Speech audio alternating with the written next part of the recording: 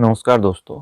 तो फिर एक नया वीडियो है और इस बार भी हम अभिनव प्रकाश का वीडियो लेके आए हैं। जो हमारी सीरीज चल रही है उसका ये 3rd वीडियो है और इंडियन पॉलिटिक्स के बारे में अभिनव प्रकाश ने क्या बताया है वो हम उसके बारे में इस वीडियो में देखेंगे और फिर कमेंट करेंगे। चलिए दोस्तों वीडियो देखते हैं। देखिए, पिछले 600-700 साल का जो भारत का इतिहास रहा है बहुत बेहतर नहीं रहा है। टर्किश इन्वेजन होता है। टर्किश इन्वेजन क्या था? आपके पूरे नॉर्थ इंडिया का मिलिट्री ऑक्यूपेशन था। टर्क्स आ रहे हैं, सेटलमेंट्स बना रहे हैं, गैरिसन टाउन बना रहे हैं, सेटल कर रहे हैं, पूरी इकॉनमी डिसलोकेट होती है। फिर मुगल आते हैं, क्योंकि मुगलों ने एक पैन इंडिया स्टेट बनाया तो कुछ स्टेबिलिटी आती है, इकॉनमी रिवाइव होती है।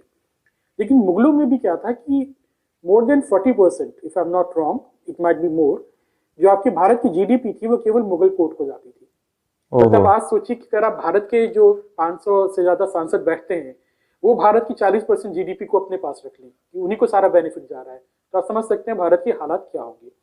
सो मुगल कोर्ट में आप जो हमेशा कोर्ट होता है नंबर की, भारत की जीडीपी 20% थी, दुनिया की 25% थी 1700 तक, लेकिन उस जीडीपी का जो डिस्ट्रीब्यूशन था वो बहुत स्क्यूड था। वो केवल जो मुगल कोर्ट्स थे, जो एरिस्टोक्रेट्स थे, उन्हीं के पास जा रही थी।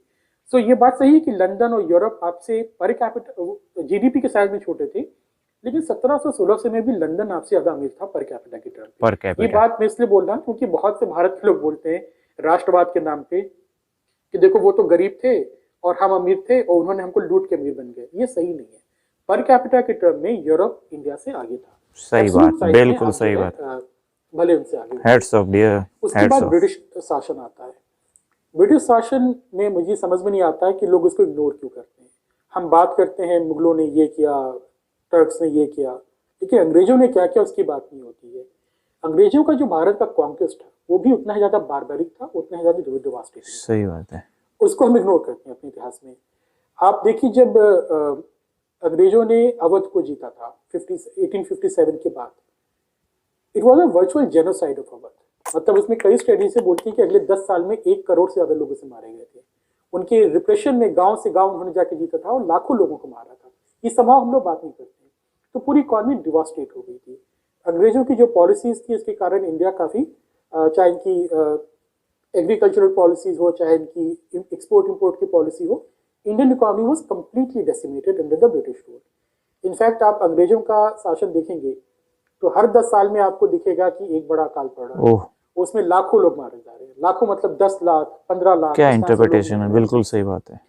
अभी क्योंकि नेताजी की बात चल रही है तो बहुत लोग बोल रहे हैं, अरे जो हमारे बहुत ही ज्यादा लेफ्ट किस्म के लोग हैं, कि अरे सुभाष चंद्र बोस तो हिटलर के पास चले गए, वो तो उनको क्यों सेलिब्रेट करें, वो तो फासिस्ट नाजी के पास चले गए। तो आप ही बताइए, आपका जो ब्रिटिश एम्पायर था तो क्या वो नाजी से कम था भारत के लिए? सही बात है। क्या उस समय जब विश्व युद्ध चल रहा था, बंगाल में अकाल पड़ा था, लाखों लोग मारे जा रहे थे, तो क्या वो गलत था या वो कम था जो हिटलर कर रहा था जर्मनी में या बाकी जगह पे? तो इसलिए मैं बोल रहा हूँ कि ब्रिटिश रूल भी बहुत ही ज्यादा जो है ऑप्रेसिव था। इंडियन इकोनॉमी कंप्लीटली डिस्ट्रॉय हो गई। आजादी के बाद हमने रिकंस्ट्रक्शन की शुरुआत की, लेकिन रिकंस्ट्रक्शन में दिक्कत क्या आई कि भारत इतना गरीब था कि आपके पास भारत में कभी डिमांड नहीं थी, इसको बोलते हैं एग्रीगेट डिमांड होना। तो आप कह रहे हैं इंडस्ट्री सेटअप करना चाहते हैं, इंडस्ट्री क्यों चलेगी जब इंडस्ट्री जो चीज बना रही है उसका डिमांड होगी? सही बात है। जब आपकी जनता इतनी गरीब है, इतनी गरीब है कि उसके पास परचेसिंग पावर ही नहीं है, तो डिमांड कहां से आएगी? तो वो सर्किल कभी पूरा नहीं होगा। इंडस्ट्री बन रही है क्योंकि इंडस्ट्री क्या होती है? Mass production. आप मास स्केल पे चीजों को प्रोड्यूस कर रहे हैं, तो उसके लिए एक मास डिमांड होनी चाहिए।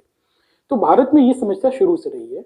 उसका कारण रहा है कि भारत में आजादी के समय आपकी अधिकतर जनता गांव में रहती थी और गांव में बड़ी बड़ी जमींदारियां थी। तो कुछ ही लोगों के पास जमीन थी और मैक्सिमम लोगों के पास या तो कोई जमीन नहीं थी या बहुत कम जमीन थी, तो उनके पास कभी भी परचेजिंग पावर नहीं थी। भारत ने कोशिश की थोड़ा लैंड रिफॉर्म करने की, लेकिन भारत में जो लैंड रिफॉर्म्स हुए उसको वो सिर्फ टेनेंसी रिफॉर्म्स थे कि हमने जो है बड़े जमींदारी इसको खत्म कर दिया, जो वहां पे काश्तकार थे उनको जमीन दे दी, लेकिन लैंड रिफॉर्म भारत में कभी हुआ नहीं। लैंड रिफॉर्म क्या होता है कि लैंड टू द टिलर। तो अभी भी भारत में अधिकतर जो आबादी है गांव में वो भूमिहीन किसानों की है या मार्जिनल फार्मर्स की है। जाहिर सी बात उनके पास कभी भी जो है परचेजिंग पावर नहीं रही। तो भारत में ये दिक्कत हमेशा आई कि पहली बात, आपके देश में इंडस्ट्री लगाएगा कोई क्यों? क्योंकि जब जनता के पास बहुत ज्यादा डिमांड नहीं है तो इंडस्ट्रियलाइजेशन हो नहीं सकता है। तो यहाँ पे राज्य की भूमिका बहुत इंपॉर्टेंट हो गई।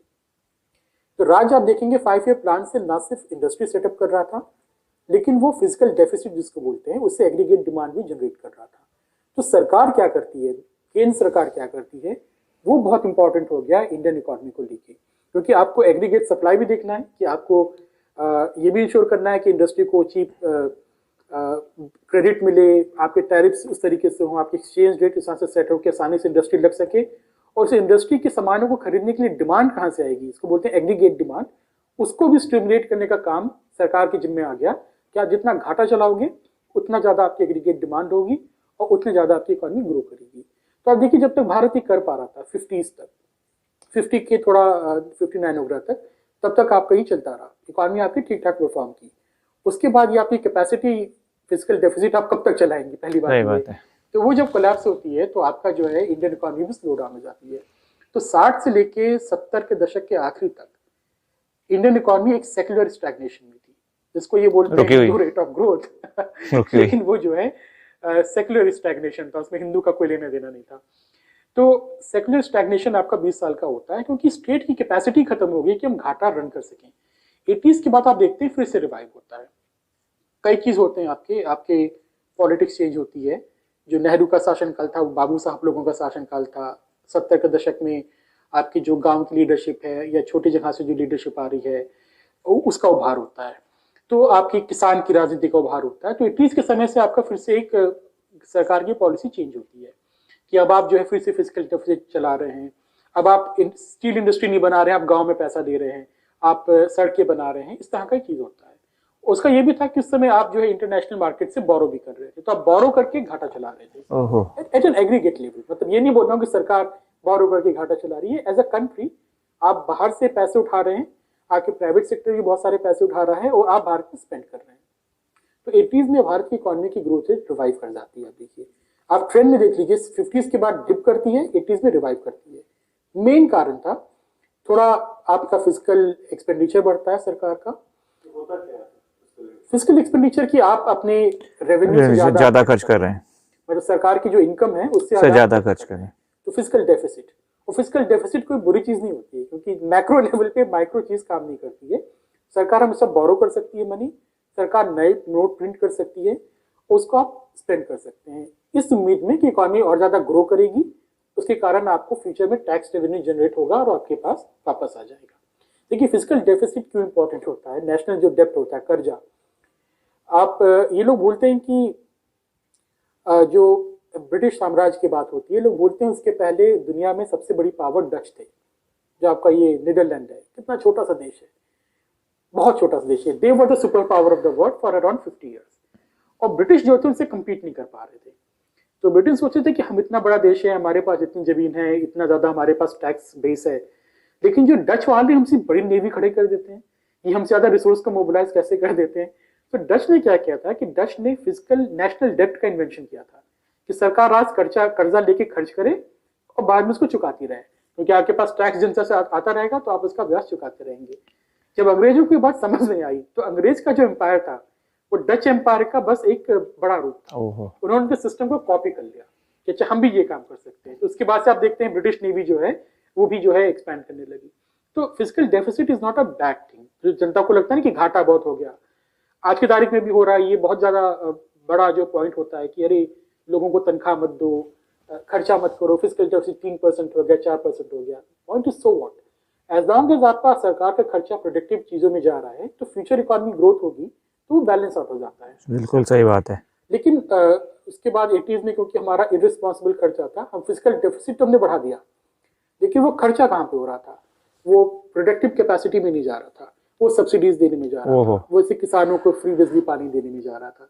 तो उससे आपकी इकोनॉमिक ग्रोथ पे लॉन्ग टर्म में पॉजिटिव इंपैक्ट नहीं आता है। तो वो हमको दिक्कत हुई। इस बार हमने देखा एक बैलेंस ऑफ पेमेंट क्राइसिस होती है, फिर हमने रिफॉर्म किया। रिफॉर्म के बाद हमने एक चीज तो अच्छी की, जो हमने इकोनॉमिक रिफॉर्म किया, बहुत सारी चीजों को चेंज किया, निजीकरण किया, प्राइवेटाइजेशन किया, एफिशिएंसी बढ़ी। लेकिन एक चीज हम गलत कर गए जो आज तक हम करते आ रहे हैं, कि हमने घाटा कम करने के नाम पे जो स्टेट का जो एपरेटस होता है उसकी फंडिंग कम करना शुरू कर दी। जैसे कि आपका सरकारी नौकरियों में कटौती होना, व्हाट अ पॉइंट, ये आर्गुमेंट वगैरह, सरकारी नौकरी में सब भ्रष्ट होते हैं, क्या पॉइंट पकड़ा, मतलब नहीं है, क्या फायदा इनको बैठाने का, और पब्लिक एम्प्लॉयमेंट खत्म कर दो। भारत में सरकार का साइज एफिशिएंसी बढ़ाओ ना यार। ये बहुत हमेशा बोल जाता है, लेकिन हकीकत क्या है आप देखिए देश की। भारत में जो 1 लाख पे जो सरकारी कर्मचारी हैं, अगर आप इसमें रेलवे को निकाल दीजिए और पोस्टल सर्विस को निकाल दीजिए, क्योंकि उसमें बहुत बड़ा एम्प्लॉयमेंट है आपका, तो भारत में 1 लाख पे केवल 139 सरकारी कर्मचारी भारत में है। अमेरिका जो फ्री मार्केट इकोनॉमी है, जो असली में मिनिमम स्टेट है, मिनिमम गवर्नमेंट है, वहां पे 1 लाख व्यक्ति पे 6 से ज्यादा सरकारी अधिकारी हैं। सिंगापुर आपका 50 लाख का देश है, सिंगापुर में जो डिप्लोमेट की संख्या भारत के कुल डिप्लोमेट से ज्यादा है। तो भारत में ये एक झूठ, जो एक फॉल्स नैरेटिव आ गया कि भारत में सरकार का साइज बहुत बड़ा है इसलिए और कम करो, उसके कारण भारत में दिक्कत आप काफी देखते हैं, क्योंकि आपके पास ना पुलिस में कोई काम करने वाला है, पर कैपिटा पुलिस रेशियो बहुत कम है, आपकी 38% जुडिशरी में जो है वैकेंसी, जुडिशरी का हाल बहुत खराब है भाई। केंद्र सरकार में 2014 में 7.5 लाख पोस्ट खाली थी। सही बात है। आपके स्कूलों में पूरे देश में 10 लाख ज्यादा पोस्ट खाली हैं। तो भारत का जो रिफॉर्म के कारण जो ये आया कि खर्चा कम करो, लोगों को तनख्वाह देना बंद करो, प्राइवेटाइज कर दो, कॉन्ट्रैक्चुअलाइज कर दो, उसके कारण इंडियन इकोनॉमी में बहुत बड़ी दिक्कत आ रही है। उसी पे जाती है एग्रीगेट डिमांड की बात। डिमांड नहीं जनरेट, पैसा नहीं है। तो काफ़ी अच्छा वीडियो, तो उन्होंने काफ़ी डिटेल में बताया। हाँ, ये फैक्ट है कि जब अंग्रेज आए थे तो उससे पहले इंडिया की जो इकोनॉमी थी, टोटल वर्ल्ड की जीडीपी का 24.5% के आसपास जो है कंट्रीब्यूट कर रही थी। लेकिन ये भी उतना ही सच है कि जो डिफरेंस था अमीर और गरीब का वो बहुत ज़्यादा था, जैसा कि अभिनव प्रकाश ने बताया, जो अभी भी कंटिन्यू है। और दूसरी जो पॉइंट इन्होंने पकड़ा है वो कहीं ना कहीं मैं उससे एग्री करता हूँ। हो कह रहा है कि खर्चे कम करने के नाम पे सरकारी जॉब में जो कटौतियाँ की जा रही हैं, इससे हो क्या रहा है कि जो एक पर्टिकुलर इनकम होती थी सरकारी जॉब से, तो वो खर्च करते थे, क्योंकि उनको सरकारी जॉब में क्या होता है कि आपको तनख्वाह मिलनी है, तो वो जो है खर्च करते थे और उससे जो इकोनॉमी का एक बैलेंस बना रहता था, जिसे एग्रीगेट डिमांड वो बोल रहे हैं। तो जब डिमांड होगी तभी इकोनॉमी बूस्ट होती थी। अब गवर्नमेंट के दिमाग में या पता नहीं किसके दिमाग में ये है कि हम इफिशियंसी नहीं बढ़ाते, हम इसको बंद ही कर देते हैं। अरे भाई, अब इफिशियंसी बढ़ाओ ना, जो काम नहीं करते उन्हें निकालो, दूसरों को रखो, एक एग्जाम्पल सेट करो ना आपकी कि भैया ये काम नहीं कर रहा, इसे निकालो बाहर, दूसरे बहुत से लगे काम करने के लिए, एक अपना सिस्टम बनाइए। नहीं, वो क्या कर रहे हैं कि सरकारी नौकरी ही खत्म करते आ रहे हो, प्राइवेटाइजेशन हो रहा है। अब प्राइवेटाइजेशन में सीधी सी बात है, वो उतना पैसा देते नहीं है, उनकी जॉब उतनी सिक्योर होती नहीं है। तो जो प्राइवेटाइजेशन में होता है बंदा, वो क्या है, कम खर्च करता है, और सरकारी नौकरी में जो बंदा होता है वो अच्छा खासा खर्च करता है। आप ये देखेंगे कि वो जो है इनकम टैक्स भी अगर है, देखिए उनका बिल्कुल एक तरीके से 1 नंबर का होता है, वो तनख्वाह उसमें से जो उन्की सैलरी होती है उसी में से कट जाता है। तो वो बहुत कंट्रीब्यूट कर रहे थे इंडियन इकोनॉमी में। तो मेरा ये कहना मानना यही है। उन्होंने बहुत सही बात बोली कि देखिए टीचिंग में भी जो है जॉब्स बहुत हैं अभी, मतलब बहुत सी पोस्ट खाली पड़ी हुई है। अब इंडियन आर्मी की अगर हम बात करें तो कम से कम 25,000 के आसपास ऑफिसर रैंक्स खाली पड़े हैं, ठीक है। और क्या कहते हैं, रेलवे में जॉब्स खाली पड़ी है, बहुत सी ऐसी जगह, पुलिस में तो बहुत ही ज़्यादा जॉब्स खाली पड़ी हुई है। और उनका जज का तो उन्होंने बता ही दिया है कितने पेंडिंग केसेस हैं, मतलब इतने पेंडिंग केसेस हैं कि अगर उन पेंडिंग केसेस का नंबर 10-10, 20-20 सालों में आएगा। तो जॉब्स तो हैं, लेकिन गवर्नमेंट खर्चे कम करने के नाम पे सरकारी जॉब्स की कटौती कर रही है। ये बात मेरी भी समझ में नहीं आ रही थी, और जो उन्होंने बहुत अच्छी तरीके से उन्होंने बता दिया, क्योंकि गलत है भाई, सरकार को अपनी एफिशिएंसी बढ़ानी चाहिए, ना कि उसको कम कर देना चाहिए। तो दोस्तों, वीडियो कैसा लगा आप कमेंट में बताइएगा। फिर नेक्स्ट वीडियो लेके फिर आएंगे। अभी तक की आज्ञा दीजिए। जय हिंद दोस्तों।